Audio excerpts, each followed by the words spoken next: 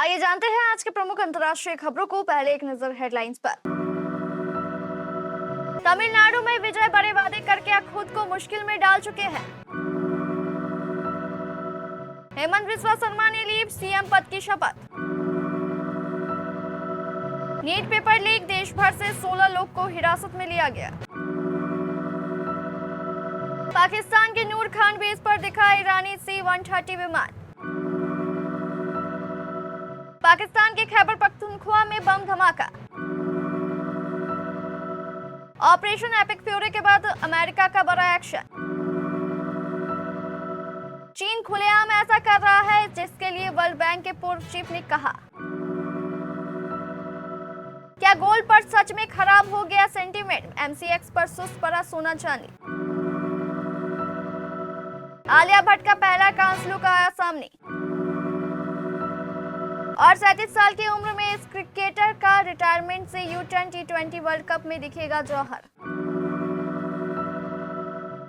तमिलनाडु चुनाव से पहले विजय थलापति ने बड़े बड़े वादे किए थे। पहला 2 महीने में 500 यूनिट से कम बिजली इस्तेमाल करने वाले परिवारों के लिए 200 यूनिट बिजली फ्री। दूसरा, हर जिले में ड्रग्स पर काबू पाने के लिए एक विशेष बल का गठन। और तीसरा, महिलाओं की सुरक्षा के लिए लायन वुमेन टास्क फोर्स की स्थापना। इसके बाद मुख्यमंत्री के रूप में अपने पहले संबोधन में विजय ने तमिलनाडु के कर्ज और वित्तीय स्थिति को लेकर पिछली सरकार की आलोचना की। अब एक बड़ा राजनीतिक विवाद बन गया है। इस पर प्रतिक्रिया देते हुए DMK नेता और तमिलनाडु के पूर्व मुख्यमंत्री MK स्टालिन ने कहा, इस साल फरवरी के बजट में हमने तमिलनाडु सरकार की वित्तीय स्थिति को स्पष्ट रूप से बताया था। जिन्होंने आपको वोट दिया है उन्हें गुमराह और भ्रमित मत कीजिए। हेमंत बिस्वा शर्मा ने मंगलवार 12 मई को लगातार दूसरे कार्यकाल के लिए असम के मुख्यमंत्री के रूप में शपथ ली। पूर्वोत्तर के इस राज्य में उनका लगातार दूसरी बार CM के रूप में शपथ लेना न केवल नेतृत्व की निरंतरता को दर्शाता है, बल्कि इस क्षेत्र में पार्टी की बढ़ती राजनीतिक पैठ का भी संकेत देता है।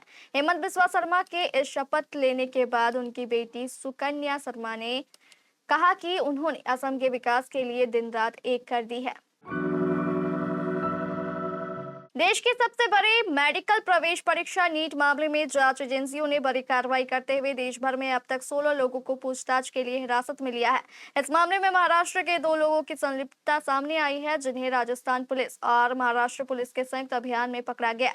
इस मामले में CBI ने केस दर्ज कर लिया है और जाँच शुरू कर दी गई है। सूत्रों के मुताबिक हिरासत में लिया गया एक आरोपी महाराष्ट्र के नासिक का रहने वाला है और BAMS के अंतिम वर्ष का छात्र है। 30 वर्षीय शुभम खैरनार इंदिरा नगर पुलिस थाना क्षेत्र का निवासी है और पढ़ाई के सिलसिले में बाहर रह रहा था। शुरुआती जांच में सामने आया कि वह एक एजुकेशनल काउंसलर के तौर पर भी काम कर रहा था। जानकारी के अनुसार मंगलवार दोपहर करीब 12 बजे नासिक क्राइम ब्रांच यूनिट 2 ने जाल बिछाकर उसे उस समय हिरासत में ले लिया जब वह इंदिरा नगर थाना क्षेत्र में दर्शन के लिए मंदिर जा रहा था।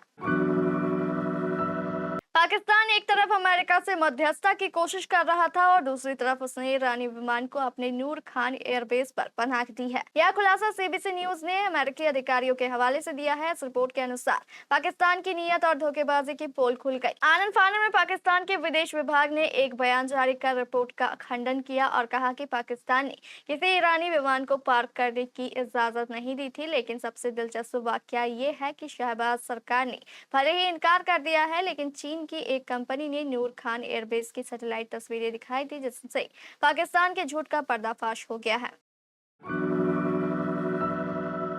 पाकिस्तान के खैबर पख्तूनख्वा में मंगलवार 12 मई को भीषण बम धमाका हो गया। इस ब्लास्ट में कम से कम 9 लोगों की मौत हो गई, जबकि 23 लोग गंभीर रूप से घायल हो गए। अधिकारियों की माने तो मरने वालों का आंकड़ा बढ़ सकता है। पाकिस्तान के उत्तर पश्चिमी राज्यों में एक बार फिर आसिम मुनीर और शहबाज शरीफ को चुनौती मिल रही है।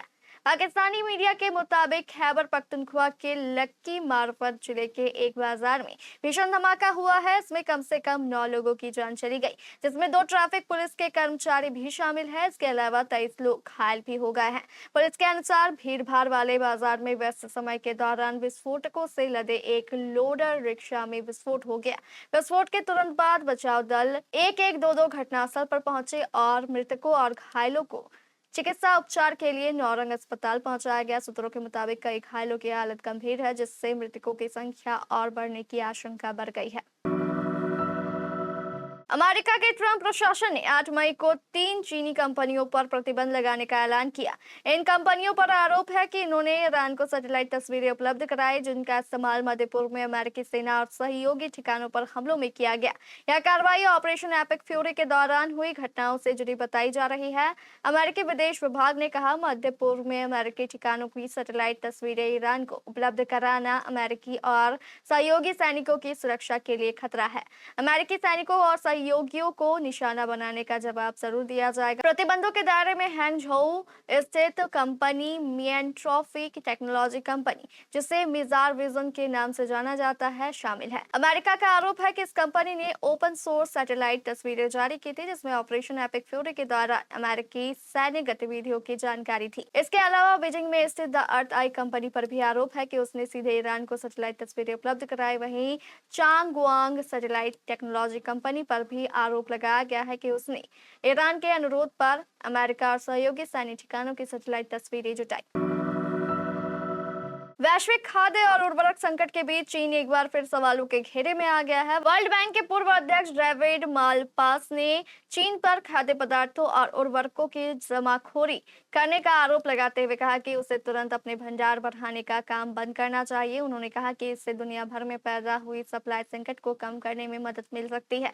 डेविड मालपास ने यह बयान बीबीसी वर्ल्ड सर्विस के वर्ल्ड बिजनेस रिपोर्ट कार्यक्रम में दिया। बता दें कि मालपास 2019 से 2023 तक वर्ल्ड बैंक के अध्यक्ष रहे। इससे पहले वह 2017 से 2019 तक अमेरिका के पूर्व राष्ट्रपति डोनाल्ड ट्रंप के कार्यकाल में treasury under secretary for international affair भी रह चुके हैं। बीजिंग में अमेरिका के राष्ट्रपति डोनाल्ड ट्रंप और चीन के राष्ट्रपति शी जिनपिंग शिखर बैठक से ठीक पहले हुई बातचीत में मालपास ने कहा, चीन के पास दुनिया का सबसे बड़ा खाद्य और उर्वरक भंडार है, उसे अपने स्टॉक लगातार बढ़ाना बंद करना चाहिए।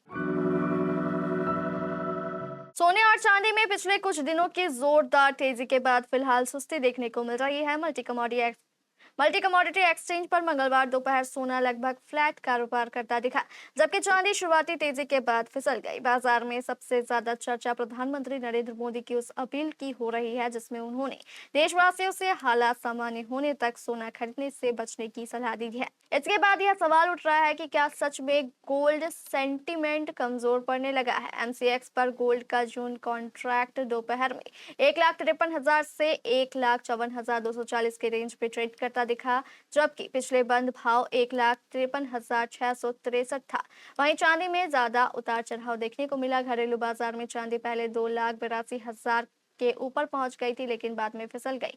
इसमें 3,800 रुपए के करीब गिरावट दर्ज की गई। एमसीएक्स सिल्वर का भाव दोपहर में करीब 2,74,510 रुपए पर ट्रेड कर रहा था, जबकि पिछला क्लोज 2,78,311 रुपए था।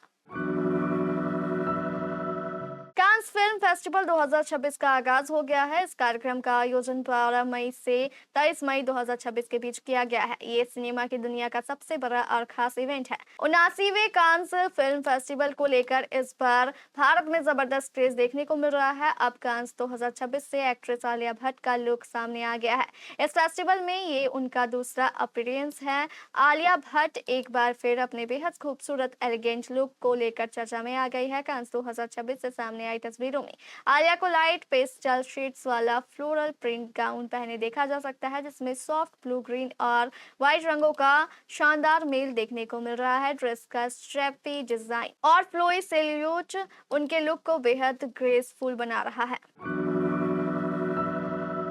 37 वर्षीय अनुभवी तेज गेंदबाज शबनीम इस्माइल ने रिटायरमेंट से यू टर्न लेते हुए नेशनल टीम में वापसी कर ली है। 37 वर्षीय इस्माइल 2023 में इंटरनेशनल क्रिकेट से संन्यास ले चुकी थी, लेकिन अब वह जून में इंग्लैंड में होने वाले महिला टी20 वर्ल्ड कप में साउथ अफ्रीका के लिए खेलती नजर आएंगी। शबनीम इस्माइल की वापसी ने साउथ अफ्रीका टीम को आत्मविश्वास दिया है।